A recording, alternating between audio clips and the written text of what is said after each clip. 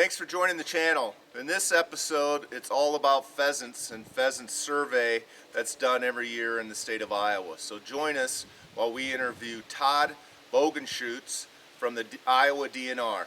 Hi, this is Tim and Dole. Welcome to Midwest Hunting and Outdoors by Two Dumbasses, a podcast about the outdoors, hunting, and being a steward of the land. Hey, if you like what these two dumbasses are doing, please hit the like button and subscribe today. Well, folks, thanks for joining Midwest Hunting and Outdoors by Two Dumbasses. We've got our topic today is the Iowa August roadside survey, and we're going to focus on the pheasant part of that survey. And we've got a special guest today. It's Todd with the DNR. So, Todd, I'll turn it over to you to kind of introduce yourself here and tell us who you are and your background, and we'll go from there.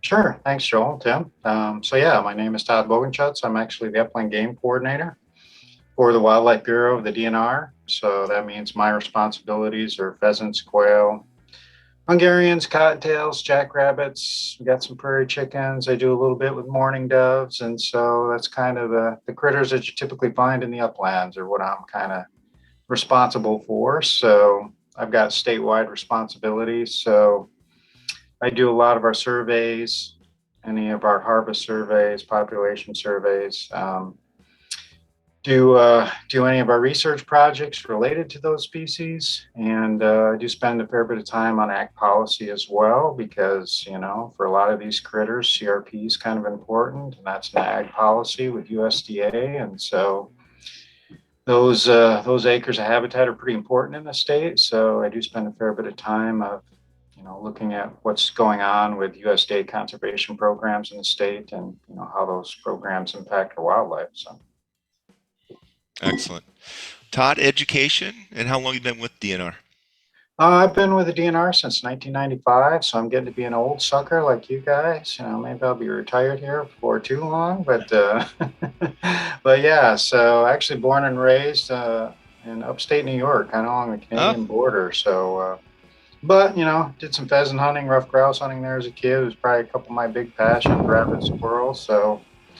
Kind of probably what addicted me to these critters to begin with. So yeah, got a bachelor's degree in biology, and then a master's degree at South Dakota State University in wildlife management, focused on pheasants there, kind of evaluating their food plot program as a master's student there. So yeah, bounced around a few other states, but basically landed here, and so been here ever since. Good pheasant state. I'm an upland bird hunter, so getting better than that, does it?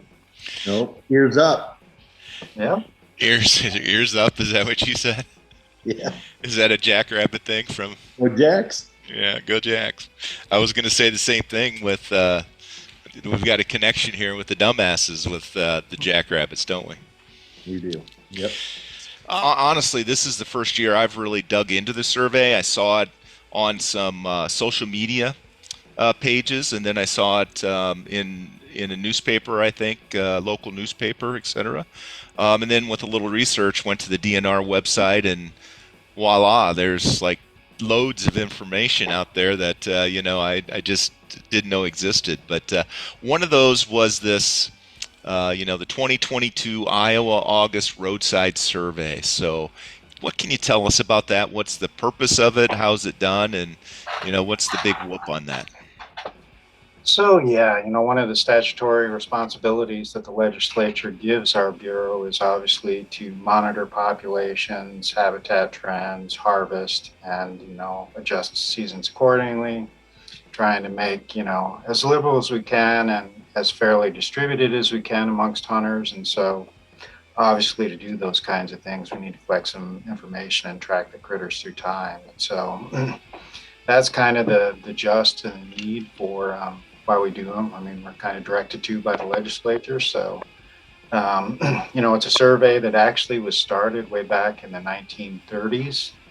I don't know if Iowa can claim to be the first one to do it, because South Dakota had pheasants pretty early on too. But it seems like some of the folks at Iowa State way back then had some foresight and, kind of instituted the survey. Now it's changed a fair bit since then. But basically was standardized in about 1962.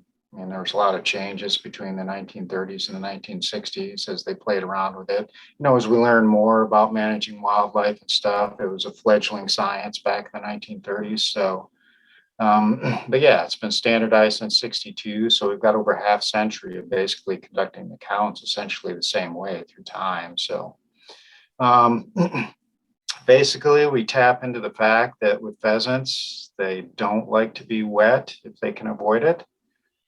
So if we have a heavy dew in early August, the hens will tend to bring their chicks to the roadsides in the mornings when we have heavy dews, calm wind, sunny, and they just kind of loaf there for a little bit, waiting for things to dry off. Maybe the chicks will pick along a foxtail or whatever's along the edge of the road there, but just waiting things to dry off before they start their business for the day of filling their crops and whatnot. And so that early August time frame is kind of ideal because the broods are roughly half to 3/4 grown. So when they're real young, the hens don't tend to bring the chicks out in the open much. They're trying to protect them. But as they get bigger, they're a little more confident. They're starting to get away from the hen. And so, but they haven't broken up completely yet. So just gives us a real good opportunity to get out there, and see how many hens have a brood, what the average brood size is, how old they are. And so, that's kind of why we shoot for that first 2 weeks in August and the conditions that we look for. Now, in every county, we've got 2 routes. They're about 30 miles long. They're all on gravel roads. And we ask staff to drive them at about 10 to 15 miles an hour. So it takes them about 2 hours to complete a route. They start just before sunrise, hopefully finish a couple hours after. And we just basically ask them to count all the critters they see. I mean, pheasants are our main target, but since we're out there, we also count quail and cottontail and Hungarians and jackrabbits too, because we're already out there and we're seeing those critters. So yeah, all that data comes in, and then I can crunch those numbers and see how the population compares to the year before. So we run the same routes, same time of the year, same direction, generally by the same staff. So gives us a good comparison. Obviously, it's impossible to count all the pheasants out there. I mean, they're just too good at hiding and, not being seen. So but this does give us a really good index from the population from one year to the next. So when I get all those numbers in here, I just crunch them and see how the numbers compare to the year before. As far as, things that impact it, probably one of the biggest things is dew. I mean, that's kind of what was shown through time. Iowa State discovered that about in the 1950s that, heavy dews seem to be important to get the birds to the roadside. And so, when we have a drought like we've had this year or last year, we don't have a lot of soil moisture. And so dew's kind of dependent on having good soil moisture to have a good dew. So, we direct staff to shoot for the best morning that they can. Look for a morning that's got good heavy dew. And so we give them some tips on how to do that.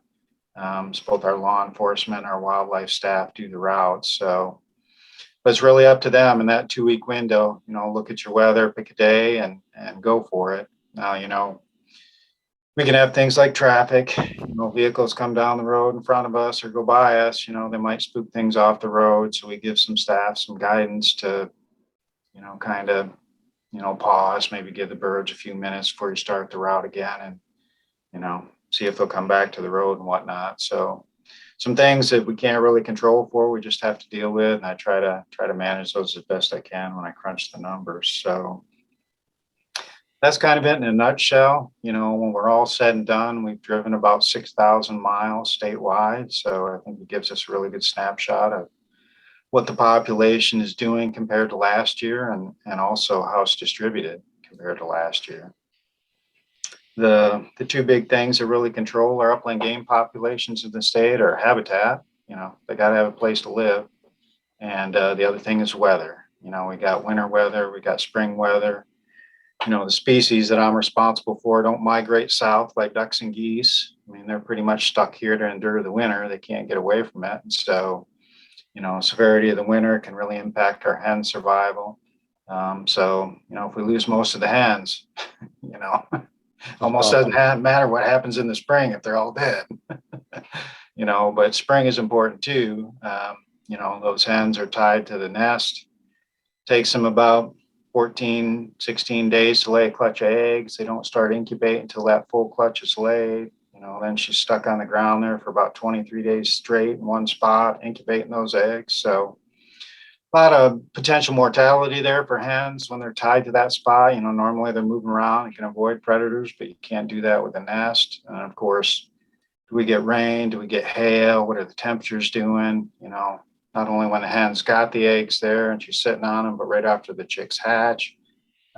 They can't thermoregulate their body temperature until about 10 days of age. So totally dependent on the hen, that first 10 days of life to keep their body temperature where it needs to be. So, if we have a wet, cool spring, that usually doesn't bode well for eggs or chicks early on. So all those kind of things kind of factor into what determines the populations do from one year to the next.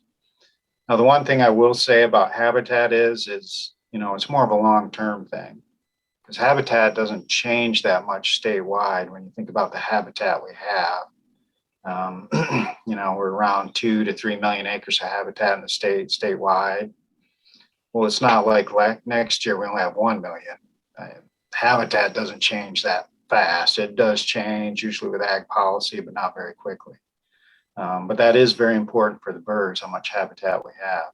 Now, weather, that's what really drives our changes from year to year, is because it does impact habitat a little bit. And of course, it obviously impacts the survival of birds and stuff. So a lot of the swings we see from year to year are more just annual variation in the weather. Long-term trends are more reflective of what's going on in our habitat. So, I'm really interested in that habitat side of it, because I know hunters want lots of birds. And if we're going to have lots of birds, we need lots of habitat. So I look at those things, type of habitat, how it's arranged, how much we have, those things all drive ultimately our population. The weather, can't really do much about it. Try to put the best habitat we can out there, but bottom line is Mother Nature's going to do what she's going to do. So it's not like we can give pheasants little umbrellas or little boats or anything like that. I mean, they are where they're at. So yeah, it's crazy. So yeah, put all that number together and, we post it on the website. And so, kind of the nice caveat of it is I can produce our statewide counts, and hunters are really interested in that. What's the population doing in my backyard this year compared to last year? As far as our resident hunters go.